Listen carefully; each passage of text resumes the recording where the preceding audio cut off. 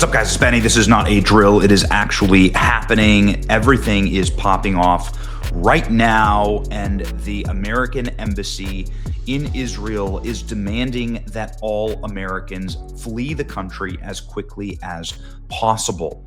They are also demanding that Americans flee Egypt and Jordan as quickly as possible. Get on every plane you possibly can and get out. The Chinese are telling their citizens to leave Iran right away. I think in the next 24 hours, we are going to see the world change. It may be the next 24 minutes. We're not exactly certain. Here's what we know right now. On February 27th, 2026, the U.S. State Department authorized the departure of all non-emergency U.S. government personnel and family members of U.S. government personnel from Israel due to safety risks.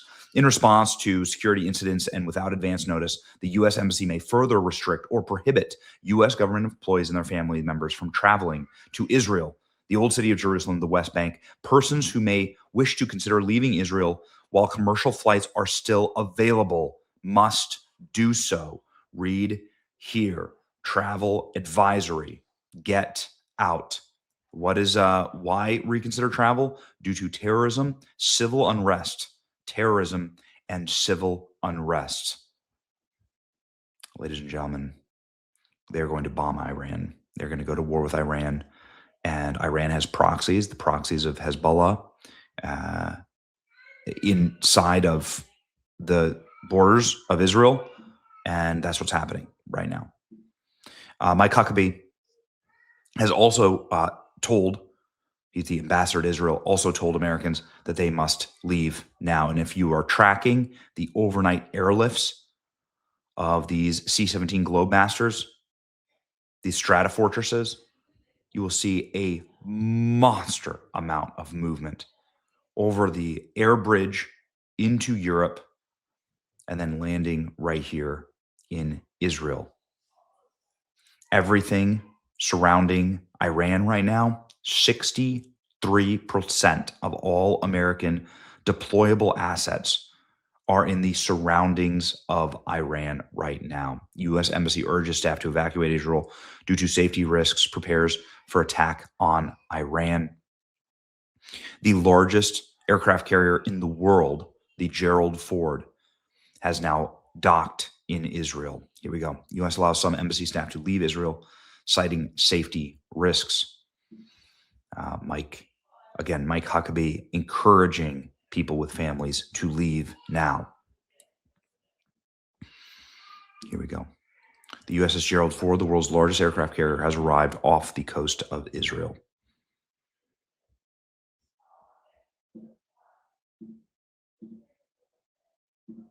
What next? Leave the country on the nearest available flights. China is now calling on all of its citizens to leave Iran by any means possible. The backdrop, the USS Gerald Ford aircraft carrier has arrived off the coast of Israel and is likely to carry out its assigned mission. A large amount of military equipment has been observed at Ben Gurion International Airport, indicating a possible imminent strike. The odds of a strike this weekend have now jumped sharply. In an email sent 1 hour ago, Mike Huckabee urged personnel who wish to depart Israel to do so today, warning of likely high demand for flights from Ben Gurion Airport and prioritizing rapid exit from the country, according to a copy reviewed by the New York Times. Leave the country now, is what they're saying. This is what Ben Gurion Airport looks like. It has been turned into a military base. Ben Gurion Airport is obviously a large commercial airport in Israel. And all you see here are refueling Stratofortresses, Globemasters, C-17s, American military might and personnel. State Department is now saying everyone must leave. The U.S. Embassy in Jerusalem should leave today. Now the State Department is demanding their personnel leave as well if you're non-government. Mass evacuation of American tourists today from Jordan and Egypt underway. Raising speculations about a potential strike in Iran, Trump tells Americans in the region to drive to the airport this literal effing second and leave. Yeah, that's right. You can see here the airbase in Qatar, the American airbase in Qatar, everything's evacuated. So typically this would have plenty of platforms sitting on the runway. Everything is gone. Everything's been evacuated. Lock in, Patriots. It's time. Heavy GPS jamming hits Iran, including Tehran.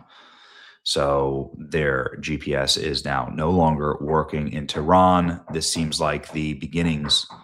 This seems like the beginnings of what we all know is about to come. This is the beginnings of what we all know is about to happen.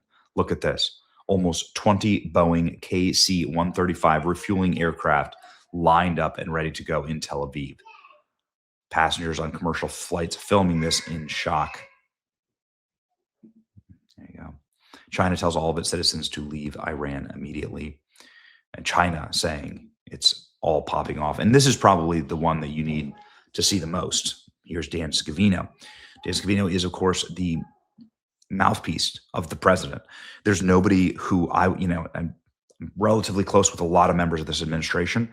There's nobody who I would trust more. Nobody that I would say more is the voice of President Trump. And here's what I mean by that, and can speak on his behalf. I know that Caroline Levitt does an incredible job. It's Dan Scavino, who's been in this position talking on behalf of President Trump on social media for decades now. Dan Scavino been working for Donald Trump for close to 40 years.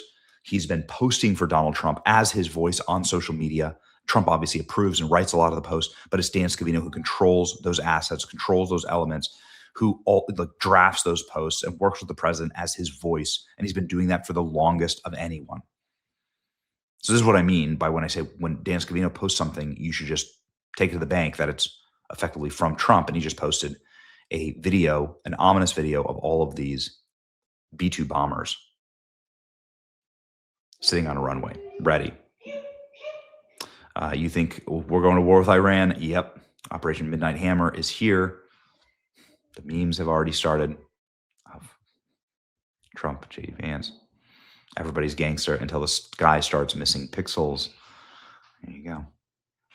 So this is what Donald Trump said just 24 hours ago on Iran during the State of the Union. My preference is to solve this problem through diplomacy. But one thing is certain, I will never allow the world's #1 sponsor of terror to have a nuclear weapon. We have to be strong, peace through strength. All right, ladies and gentlemen, it's popping off. It's popping off. Russia and China are helping Iran. Could this lead to world war? What happens next? We'll see. We'll see. It seems like the diplomacy route, though, is done. It's your boy Benny. Like, share, and subscribe. Lock in. It's going to be a crazy weekend. See ya.